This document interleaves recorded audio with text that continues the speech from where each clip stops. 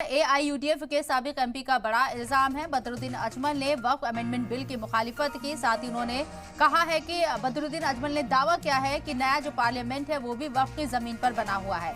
सरकार पर जमीन हड़पने का इल्जाम लगाया है। बदरुद्दीन अजमल ने वक्फ की जमीन मुसलमानों को सौंपने की मांग की है। वाज़ेह रहे कि वक्फ अमेंडमेंट बिल की चारों तरफ से मुखालिफत हो रही है। अपोजिशन जमातें इसकी मुखालिफत कर रहे हैं, मुस्लिम तंजीमों के रहनुमा इसकी मुखालिफत कर रहे हैं और अब बदरुद्दीन अजमल ने ये बड़ा दावा कर दिया है। उन्होंने कहा है कि नया जो पार्लियामेंट बना है वो भी वक्फ की जमीन के ऊपर बना हुआ है। साथ ही साथ उन्होंने सरकार पर जमीन हड़पने का इल्जाम लगाया है।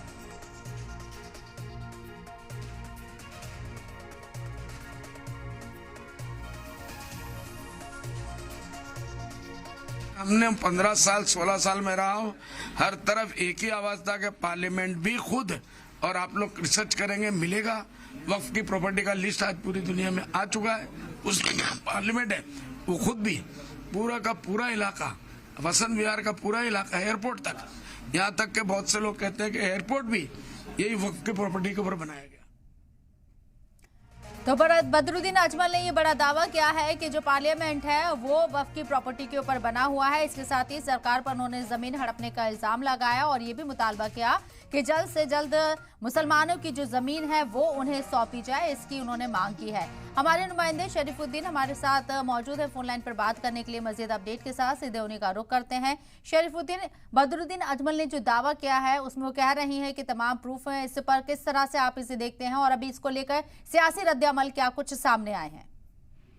हाँ, असम के पूर्व सांसद मौलाना बदरुद्दीन अजमल ने नए संसद भवन को वक्फ की जमीन पर बनाने का जो दावा किया है और साथ ही साथ जो संसद भवन के आसपास के क्षेत्र और बसंत विहार के आसपास और हवाई अड्डे को भी जो वक्फ की जमीन पर बनने का जो दावा कर रहे हैं, ये बात एक सोचने की है, क्योंकि जो कल एक जो जमीयत उलमाए हिंद की जो एक बड़ी बैठक हुई थी जो गुवाहाटी के गारीगांव मदरसे में, वहां पे मौलाना बदरुद्दीन अजमल ने पत्रकारों के सामने साफ तौर से कहा है कि जो भारत में जो ये जो नई जो वक्फ तरमीमी बिल जो अमेंडमेंट बिल जो बनाया जा रहा है ये सरासर गलत है। ये मुसलमानों का हक जो मारने की एक प्रयास है, ये बहुत गलत है। उन्होंने साफ तौर से कहा था कि ये जो प्रॉपर्टियां है हमारे जो पूर्वजों ने जो दान कर दी थी, वो जो वक्फ किया था और वक्फ बोर्ड जो चल रहा था वो ठीक था। अभी जो कानून जो बदल रहा है ये बहुत नाइंसाफी है मुसलमानों के साथ।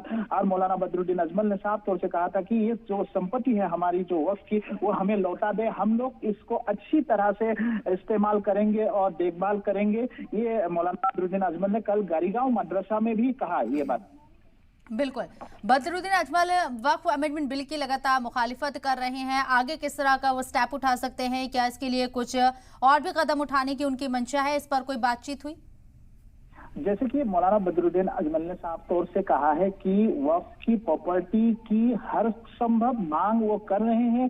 वो अभी जिस तरह से कानूनी जो लड़ाई भी लड़ने के लिए तैयार है और उन्होंने साफ तौर से कहा है कि ये संपत्ति हमारे पूर्वजों का है, ये कोई दूसरे धर्म के लोगों का नहीं है। ये मुसलमानों के पूर्वजों ने एक मुसलमानों के जो भलाई के लिए ये संपत्ति वक्फ किया था, दान किया था, उसके जरिए से वक्फ बोर्ड बनाई गई थी और वक्फ बोर्ड लगातार चल रहा था अच्छी से। परंतु अभी जो फिलहाल जो भारतीय जनता पार्टी के सरकार आने के बाद ये तरमीमी जो बिल बनाया, जो अमेंडमेंट बिल बनाया, इसको जो कड़ी तरीके से उन्होंने कहा कि ये हम लोग कभी नहीं मानेंगे, क्योंकि ये हमारी चीज है और इसे हमें लौटा देना ही ठीक है, क्योंकि हम ही इसका अच्छी तरह से इस्तेमाल करेंगे।